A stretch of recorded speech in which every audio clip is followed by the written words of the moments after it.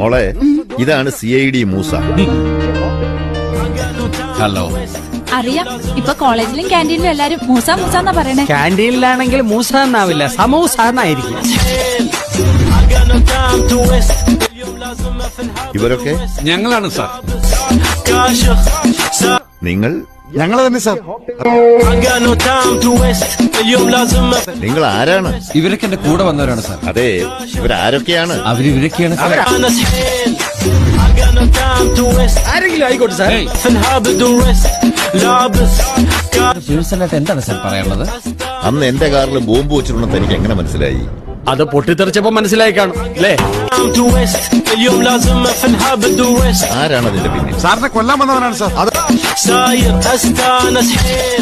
എല്ലാവർക്കും അറിയാവൂ. അതാരാണെന്നാണ് ചോദിച്ചത്. അത് ബോംബ് വെച്ചപ്പോൾ തന്നെ